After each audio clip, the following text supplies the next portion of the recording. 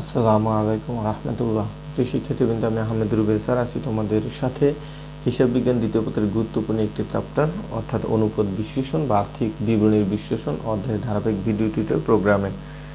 এই ভিডিও টিউটোরিয়ালে আমি তোমাদেরকে সৃজনশীল 3 নিয়ে আলোচনা করব। আর তোমরা জানো এখানে যে অঙ্কগুলো সাজানো হচ্ছে সব বই সাজানো হয়েছে আমার বই task to get A plus in accounting বইয়ে আমরা যে 3টি অঙ্কের প্রতিটি অধ্যায় শিখি সেই বইয়ের ধারাবাহিক ভিডিও টিউটোরিয়াল প্রোগ্রাম। তো এই ভিডিও টিউটোরিয়ালে আমরা সৃজনশীল 3 এ দেখব ক, খ, গ কিভাবে আসতে পারে।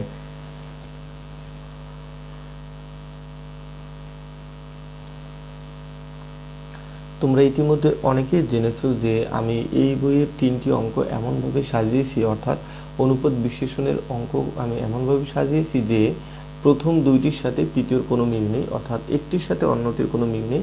3টি অঙ্কের মাধ্যমে সমস্ত নিয়মগুলো দেওয়ার চেষ্টা করেছি।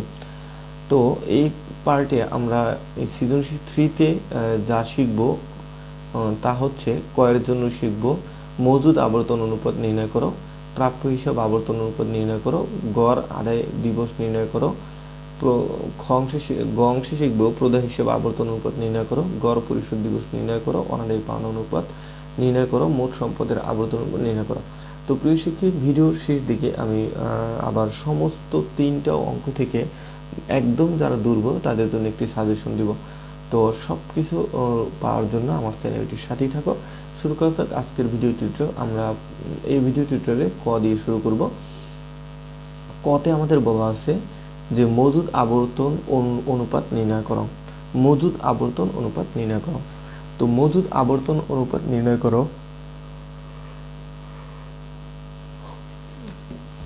যদি এই প্রশ্নের উত্তর আমরা করতে চাই তাহলে আমাদেরকে একটি সূত্র মুখস্থ রাখতে হবে।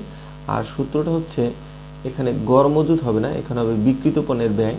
আমি আবার বলে দিচ্ছি, একটু আপনারা টাইপিং মিস্টেক হয়েছে। বিক্রিত পণ্যের ব্যয়টা উপরে হবে, এই বিক্রিত পণ্যের ব্যয় হবে এখানে, বিক্রিত পণ্যের ব্যয়টা এই বিক্রিত পণ্যের ব্যয় হবে উপরে, আর ভাগ হবে গড় মজুদ পণ্য, ভাগ হবে গড় মজুদ পণ্য। তো প্রিয় শিক্ষার্থী, আমি আবার বলছি, বিক্রিত পণ্যের ব্যয় ভাগ গড় মজুদ পণ্য, উপরে হবে বিক্রিত পণ্যের ব্যয়। এখন প্রশ্ন হচ্ছে বিক্রিত পণ্যের ব্যয় কোথায় আছে। তো প্রিয় শিক্ষার্থী, প্রশ্নটা যদি তুমি সম্পূর্ণ পড়ো দেখবা কোথাও বিক্রিত পণ্যের ব্যয় নেই। অর্থাৎ তোমাদের যদি দেখো কোথাও বিক্রিত পণ্যের ব্যয় দেওয়া নেই, তাহলে আমরা কিভাবে বের করব? এই জন্য কিন্তু আমাদের বিক্রিত পণ্যের ব্যয়ের সূত্রটাও পড়ে নিতে হবে। তাহলে বিক্রিত পণ্যের ব্যয়ের সূত্রকে আমরা কিন্তু আর্থিক অবস্থার বিবরণীতে শিখেছি আমাদের বিক্রিত পণ্যের ব্যয় কিভাবে বের করতে হয়।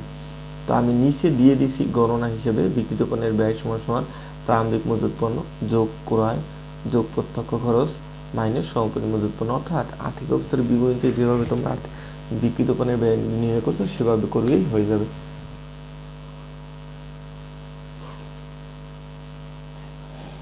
তাহলে আমরা এখানে যে অঙ্কটা বিক্রিত পণ্যের ব্যয় নির্ণয় করছি তাতে আমাদের এখানে অ্যান্সার বেরিয়েছে 2 অক্ষ। সুতরাং আমরা এখানে 2 অক্ষ বসালাম, ক্লিয়ার? উপরে 2 অক্ষ বসিয়ে নিলাম। এরপরে দেখো গড় মজুদ পণ্য। আমরা জানি কি বিক্রিত পণ্যের ব্যয়কে গড় মজুদ দিয়ে ভাগ দিতে হবে। তাই গড় মজুদ কিন্তু আমাদের ভিন্নভাবে বের করতে হবে। আর গড় মজুদের সূত্রটি হচ্ছে তোমরা দেখতে পাচ্ছ প্রারম্ভিক মজুদ যোগ সমাপনী মজুদ ভাগ 2। আমি আবার বলছি, প্রারম্ভিক মজুদ যোগ সমাপনী মজুদ ভাগ 2। এই যে সূত্রটি আছে এটা দ্বারা আমরা গড় মজুদ পাবো।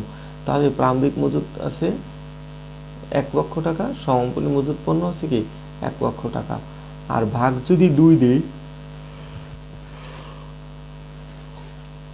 তাহলে এখানে আমাদের যোগফল আসে 2 লক্ষ টাকা, আর 2 দিয়ে ভাগ দিলে আবার 1 লক্ষ টাকা চলে আসে। তাহলে গড় মজুদ কত? 1 লক্ষ টাকা। এই যে সূত্রগুলো, এটা কিন্তু এই গড় মজুদ কিন্তু অনেক সময় তোমাদের অঙ্কের ক অংশে আসতে পারে। সুতরাং এগুলো সব মুখস্থ করে ফেলবা।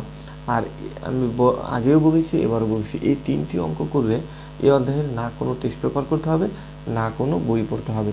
মাত্র 3টি অঙ্কের মাধ্যমেই তুমি পরীক্ষায় যা আসবে সব শিখতে পারবে। তো এখন আমাদের সূত্রের সাথে প্রয়োগটা দেখব। দেখো উপরে বিক্রিত পণ্যের ব্যয় দিলাম 2 অক্ষ, আর নিচে দিলাম 1 লক্ষ সমান সমান 2 অক্ষর 1 দিয়ে ভাগ দিলে 2 আসে। আর মনে রাখবা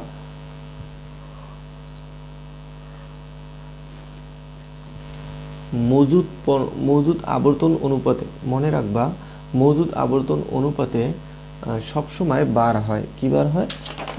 বার লিখতে হয়। যেমন কি কোন কোন অনুপাতে কি কি লিখতে হয় সেটাও কিন্তু তোমাদের মুখস্থ রাখতে হবে এবং এগুলোর আদর্শ মানও মুখস্থ করতে হবে।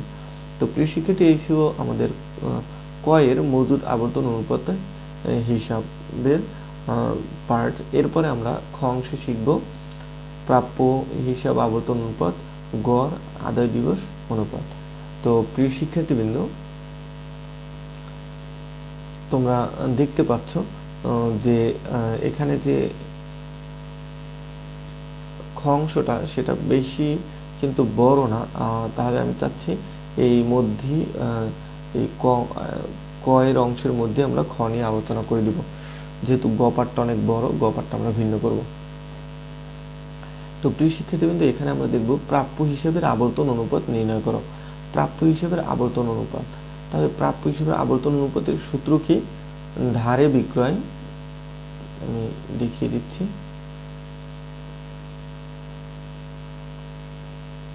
এই যে ধারে বিক্রয়, তোমরা দেখতে পাচ্ছ যে ধারে বিক্রয় ভাগ গড় প্রাপ্য হিসাব যোগ গড় প্রাপ্য বিয়োগ।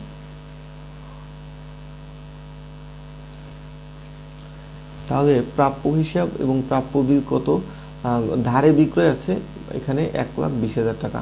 এখন তোমাদের মধ্যে প্রশ্ন আসতে পারে 1,20,000 টাকা কোথায় পেলাম?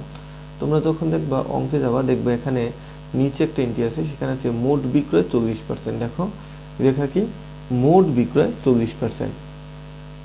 তাহলে মোট বিক্রয় যদি 40%, মোট বিক্রয়ের 40% ধারে, আমি আবার বলছি মোট বিক্রয়ের 40% ধারে। এখন আমাদের খুঁজে বের করে দেবে মোট বিক্রয় কত। মোট বিক্রয় হচ্ছে আমাদের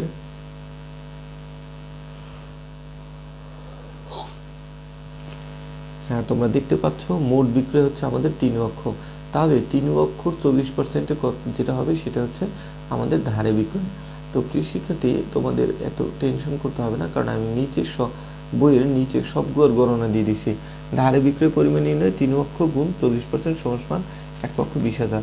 সুতরাং তোমরা অবশ্যই বুঝতে পারছো যে 1,20,000 টাকা কীভাবে আসছো। এরপর দেখো গড় প্রাপ্য হিসাব বা প্রাপ্য বিল কি? এই গড় প্রাপ্য বা প্রাপ্য হিসাব দুটো একসাথে যোগ করে বসাইও হবে, তবে সূত্র লিখে তোমরা করবা। তাহলে প্রাপ্য হিসাব হচ্ছে 2 লক্ষ আর হচ্ছে প্রাপ্য বিল হচ্ছে 1 লক্ষ। তো এই দুইটা যোগ করবে কত হয়? 3 লক্ষ। 1,20,000 তুমি যদি 3 লক্ষ দিয়ে ভাগ দাও তাহলে কিন্তু তোমার 0.40 বার আসবে। আর আমি আগেই বলছি আবর্তন অনুপাত থাকলে এটাকে বার লিখতে হয়। আমি আবার বলি, যদি আবর্তন অনুপাত হয়, যেটা সে আবর্তনই হোক,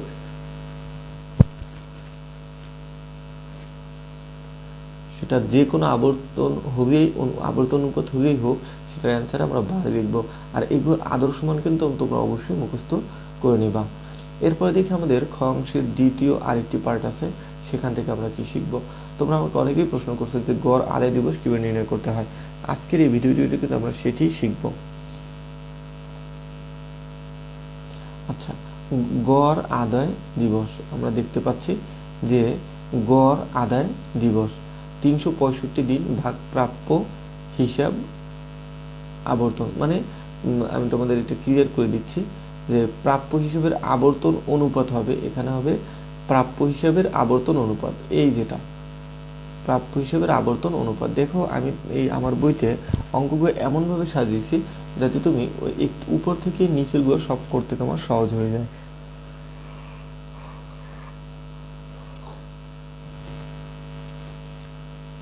তাহলে গড় আদায় দিবসের সূত্রটা কি? গড় আদায় দিবসের সূত্র হচ্ছে 365 দিন ভাগ প্রাপ্য হিসাবের আবর্তন অনুপাত। তো 365 ভাগ দিছি, প্রাপ্য হিসাবের আবর্তন অনুপাত কত? 0.4 ভাগ। তো 0.4 দিয়ে ভাগ দেবে 12.5 দিন হয়। তো প্রিয় শিক্ষার্থী, এই ছিল খ অংশের সমাধান। তো আমরা খ অংশের সমাধান শিখছি, পরবর্তী ভিডিওটিতে আমরা এটার বিস্তারিত শিখে নেব। গ অংশে আমরা এই পার্ট সবগুলো একটু একটু করে শিখবো। তা আমার যাওয়ার আগে একটু কথা বলে রাখি, আমার চ্যানেল অলরেডি 500-র উপরে ভিডিও আপলোড হয়ে গেছে অ্যাকাউন্টিং এবং ইংরেজির উপরে। আর তোমরা জানো যে তোমাদের জন্য এবছর আমরা 6টি বই বের করেছি, আগামীতে আরও 4টি বই বের করব। তো তোমরা যারা এখনও 6টি বই সংগ্রহ করো তারা অবশ্যই সংগ্রহ করতে পারো। আর নিয়মকানুন আমার ডিসক্রিপশন বক্সে দেওয়া থাকে বা কমেন্ট বক্সে দেওয়া থাকবে, সেখান থেকে দেখে নিবে অথবা আমাকে ফোন করতে পারো 01724368732 নম্বরে। তো সে পর্যন্ত ভালো থেকো, সুস্থ থাকো। আর ভিডিওটি একটু যদি তোমার উপকার আসে তাহলে অবশ্যই তোমার বন্ধুদের সাথে শেয়ার করো অথবা তোমার নিজ প্রোফাইলে শেয়ার দিয়ে রেখে দাও। তো ভালো থাকো সে পর্যন্ত, আল্লাহ হাফেজ।